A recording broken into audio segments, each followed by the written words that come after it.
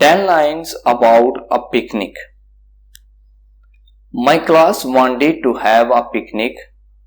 On Sunday, we reached a river early in the morning. The sky was overcast. We placed our things under a tree. We jumped into the river.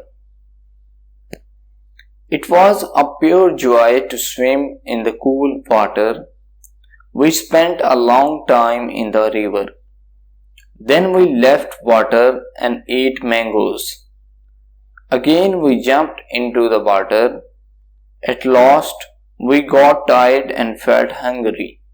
We came out of the water and ate a tasty meal.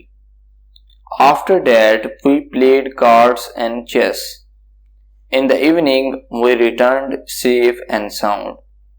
Thank you.